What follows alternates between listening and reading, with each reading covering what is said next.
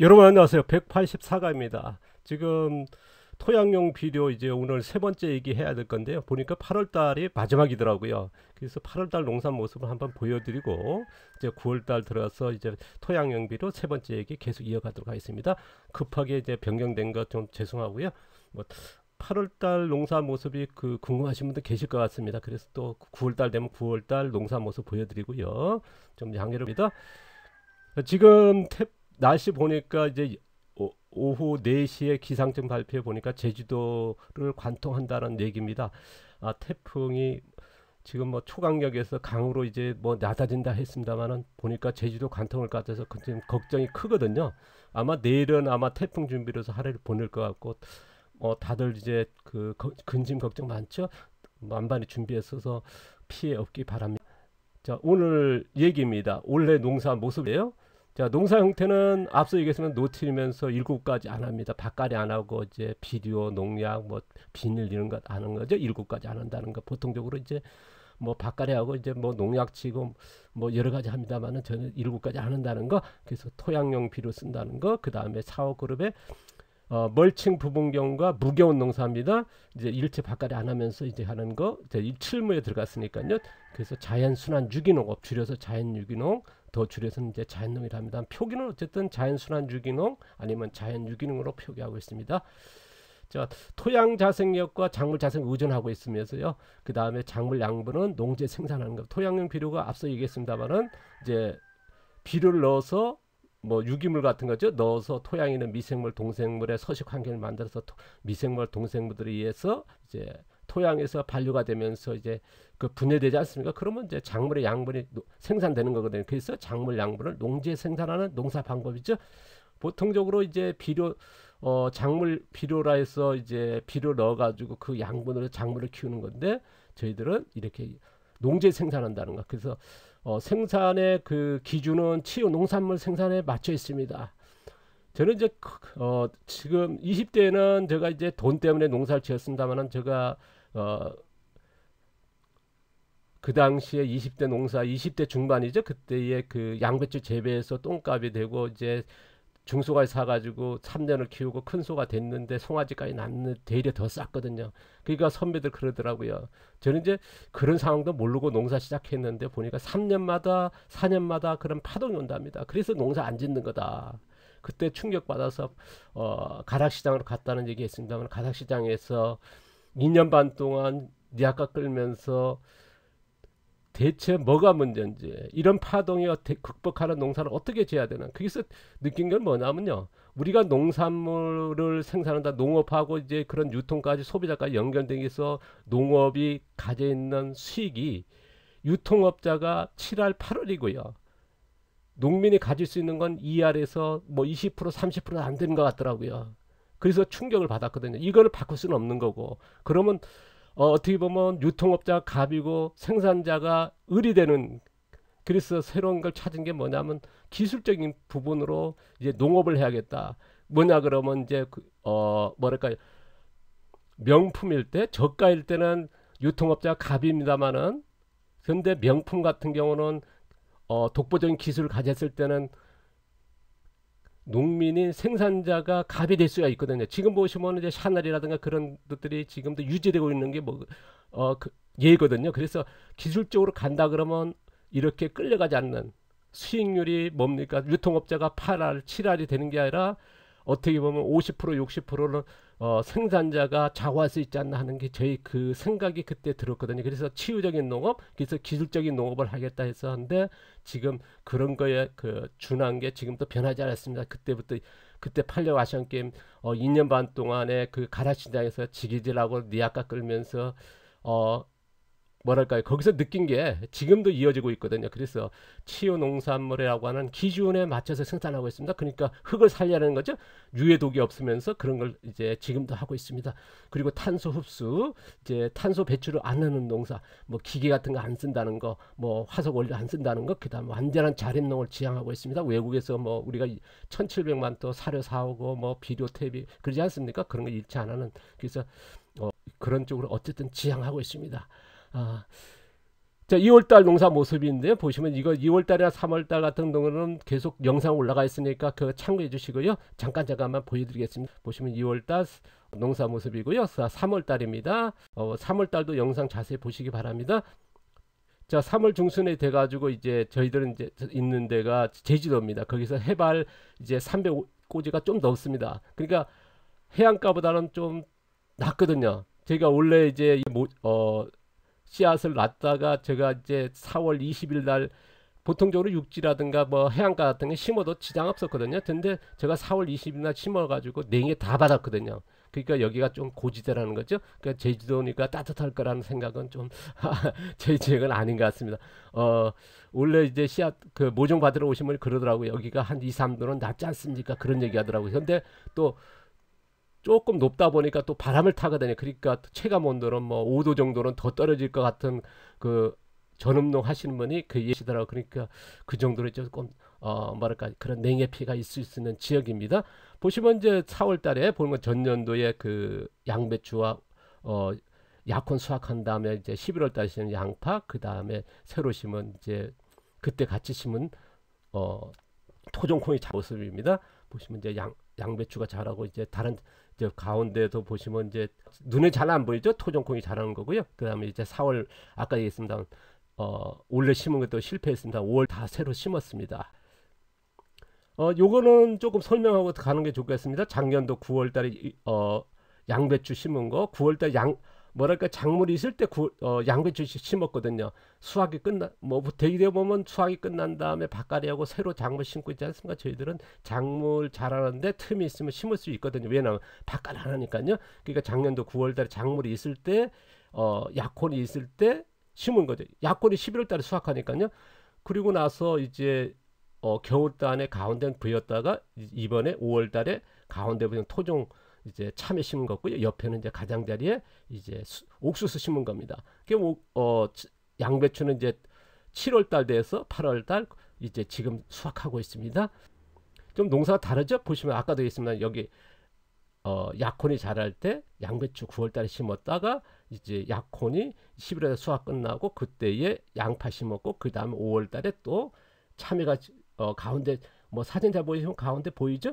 보니까 전년도하고 올해하고 심은 거 계속 이제 심은 거거든요. 일반적으로 그렇게 심기는 힘들죠. 일반 농사에서는. 근데 이제 무게원 농사가 특징이 이렇게 할 수 있다는 거. 그래서 이런 쪽으로 그래서 연차 혼작제. 자, 농장 조성 형태는요.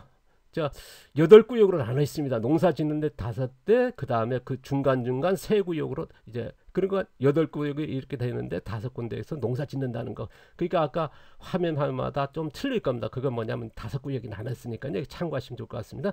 3개 구역은 이제 풀을 자라게 하면서 야생적으로 두거든요. 그러면 이 풀은 또 가축 키우니까 가축의 공급도 하고 어떤 때는 멀칭이 부족해서 멀칭이 여기서 조달도 하고요. 여기 활용도가 높거든요. 그래서 3개 구역은 이렇게 풀을 키우는 지역으로 하고 있습니다. 자, 6월달 보시면 이제 노랗게 하는 건 이제 돌나물입니다. 연중 자라니까요. 그래서 봄부터 뭐 가을까지 먹을 수 있으니까 이제 뭐 여름이죠. 이제 돌나물이고 그 다음에 이제 보시면 이제 수박 자라는 토종 수박입니다. 그 다음에 이제 옥수수 가는 모습이고요. 또 보시면 이제 양배추, 그 다음에 이제 참외가 자죠. 작물이 한 가지가 아니라 여러 가지 같이 키운다는 말씀 드리지 않습니까? 연차 혼작 재배하는 거. 그냥 혼작 재배하고 좀 다르죠? 자, 보시면 이제 중간중간 이제 호박이 심어지고 가운데 약하라고요. 그 다음에 이제 수수 보이죠? 옥수수 자 보이고요. 제가 키우는 닭입니다. 프리머더룩이라고요. 제가 이제 그 집에서 소비하는 계란과 고기는 100% 생산하고 있습니다. 그리고 가축의 사료는 100% 외국 사료, 뭐 공장 사료라고 하죠. 그냥 일체 안 쓰고요. 다 이제 만들어서 먹이고 있습니다. 주변의 자원으로만. 그래서 육지에서 뭐 가져온다는 것이 아니라 우리 주변에 있는 자원 아니면 제가 생산하는 걸로 해서 키우고 있습니다. 뭐 돼지도 이제 보니까 이제 소비해 보면 가니까 1년에 한 마리에서 1.5마리 정도면 이제 소비하더라고요. 그러니까 1년에 한 번에 두 번 정도 도축을 합니다. 자가 도축입니다. 일체 안 파는 거고요. 제가 파는 판매 아니고 그 다음에 이제 바닥은 보시면 이제 시멘트 바닥이 아니라 한 2m 정도 이제 그렇게 풀이 깔려 있습니다. 그리고 이렇게 그 뭐랄까요, 돼지가 분변이라든가 오줌 같은 거 내서 또 숙성 탭이 만들고요, 발열 탭이도 만들고 그래서 이렇게 쌓아놓은 모습이죠. 사료는 이제 아까도 있었나 100% 쓴다는 거. 이거는 이제 7월달 중순 모습입니다. 보시면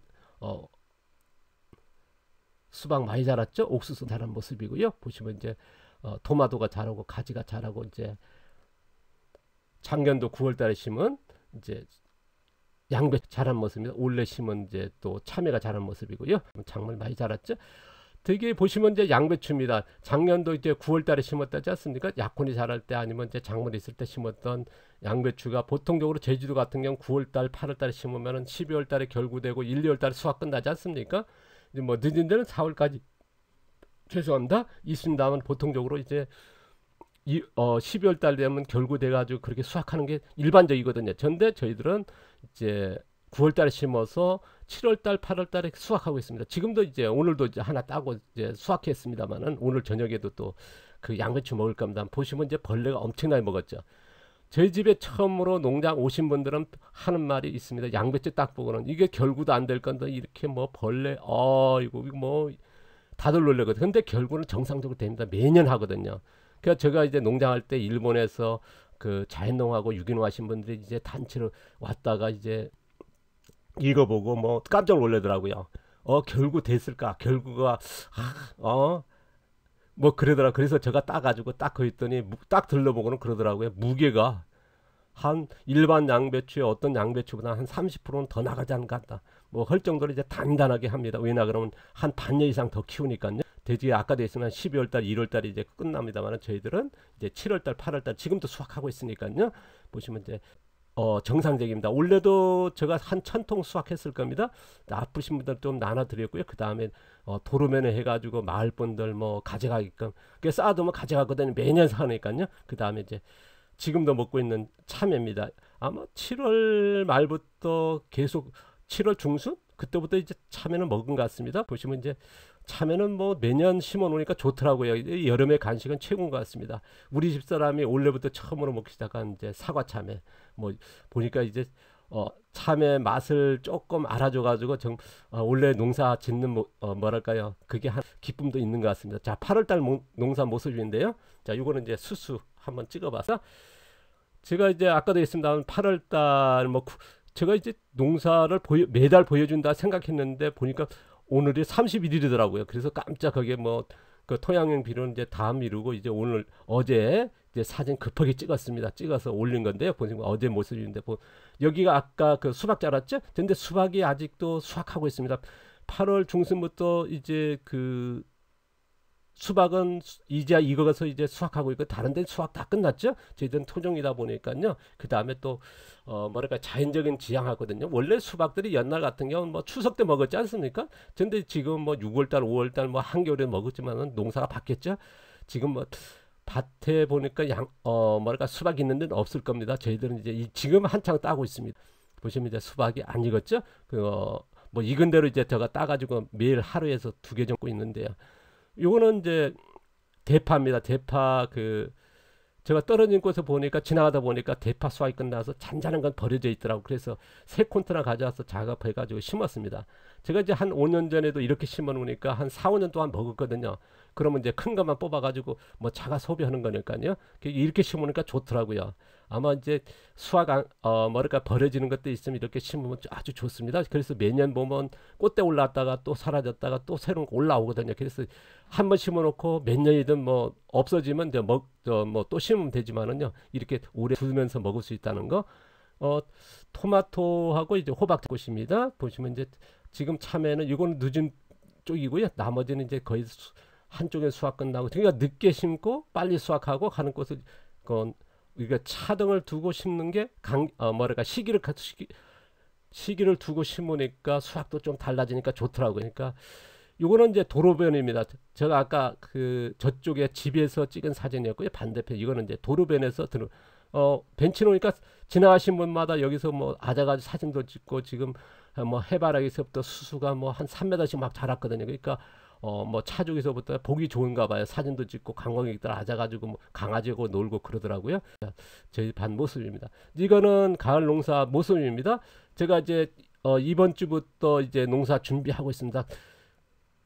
보시면 이제 참외 수확이 끝났죠. 그냥 풀이 자라고 뭐 작물이 이제 씨앗 받을 것만 놔두고요. 이걸 가지고 이제 농사 준비하면 됩니다. 밭갈이 안 한 상태에서 여기다가 어떻게 준비하는지 보여드리면요.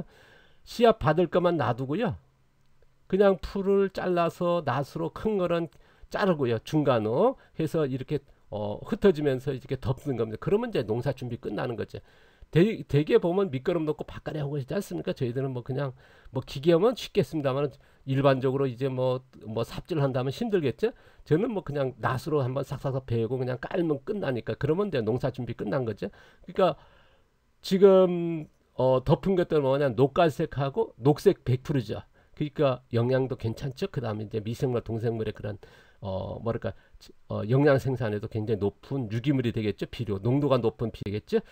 자, 요거 보시면 그러니까 사진상으로 보면요, 통로가 제가 이제 여기 한 2년 전에 이사 오면서 야상으로 그냥 농사 안전 지역에 그 고랑만 올려가지고 그대로 두둑을 만든 다음에 한 번도 밭갈이 안 하고 계속 농사 짓는다는 말씀드리지 않습니까? 그리고 매년 이렇게 봄 되면 겨울에 자란 풀을 덮어주고 그 다음에 봄 되면 가을 되면 가을 농사 전에 이렇게 여름에 뭐랄까요, 장마 전에 7월 중순에 장마 전에 풀을 한번 매기하고 그 다음 그부터는 키웠다가 이렇게 멀칭하고 있습니다. 그리고 잔사 그럼 농사 준비 끝납니다.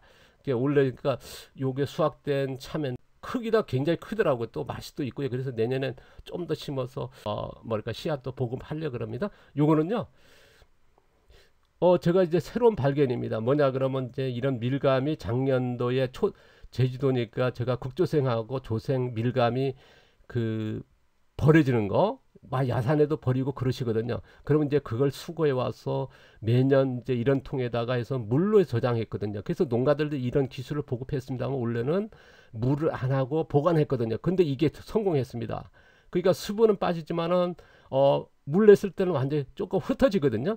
근데 제가 보통적으로 이제 저장한다 그러면 뭐 소금, 설탕, 뭐 식초 그렇게 저장하는데 보시면 이제 물로 저장했을 때 흩어지는 거. 근데 그거 일치 안 하고 물도 안 하고 그냥 상태 저장했는데 보니까 수분은 지만은 형태가 남아 있었습니다. 이거는 이제 좀 꺼낼 때 좀 뭐랄까요, 뭐랄까 부서진다 그럴까요? 그래서 뭐랄까 그 바가지로 뜯다 보니까 근데 그 수분은 빠지고 형태가 그대로 있더라고요. 그래서 이런 새로운 저장 방법도 이번에 찾아낸 하나의, 그래서 실험적인 거 굉장히 중요한 것 같습니다. 보통적으로 이게 부패되면서 미생물에서 부패되지 않습니까?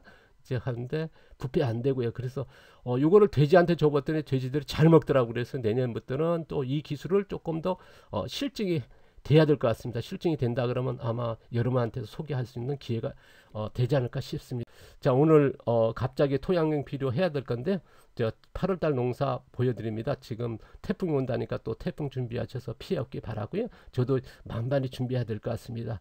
자, 오늘 여러분한테 잘 소개되는지 모르겠습니다만 어쨌든 8월달 농사 준비하고 있고요. 자, 다음 편은 이제 토양용비료 세 번째 얘기 계속 이어가도록 하겠습니다. 감사합니다. 고맙습니다.